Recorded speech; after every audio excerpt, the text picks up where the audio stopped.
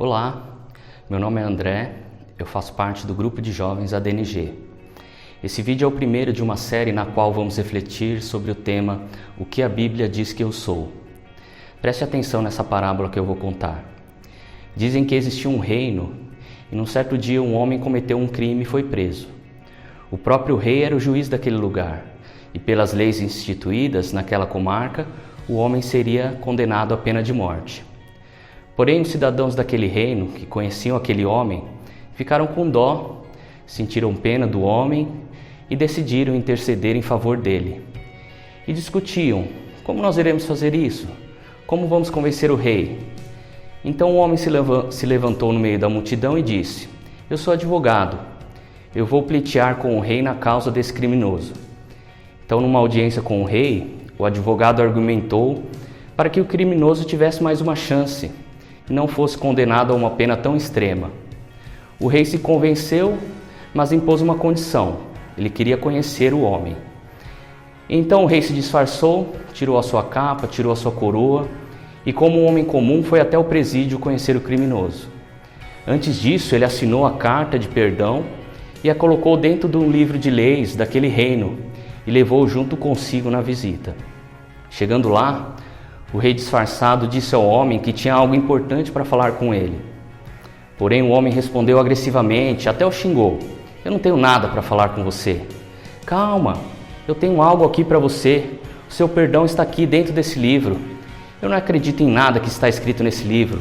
Eu não vou acreditar em nada do que você disser. E o expulsou de lá. O carcereiro então disse ao criminoso: por que você fez isso? Aquele não era um homem comum. Aquele era o rei.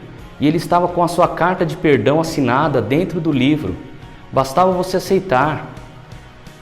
No dia final de execução, deram ao condenado a oportunidade de dizer suas últimas palavras. E ele falou: daqui a pouco eu serei morto. Mas o que mais me entristece é que eu não serei morto por causa dos crimes que cometi, mas simplesmente porque eu recusei o perdão. Deixando bem claro para quem ainda não conhece o plano do Evangelho da Salvação, plano esse que se originou através do amor de Deus pela humanidade, Deus é o Rei e Juiz, Jesus é o advogado, o Espírito Santo é quem nos convence do pecado, e nós somos os pecadores necessitados de perdão. Por fim, a Bíblia é o nosso livro de ensinamento do Evangelho que é poder de Deus para a salvação de todo aquele que crê. Diferentemente da história, nós não precisamos pagar o preço pelos nossos crimes, ou seja, pelos nossos pecados. Esse preço já foi pago por nosso advogado, Jesus Cristo, que morreu na cruz em nosso lugar, perdoando todos os nossos erros.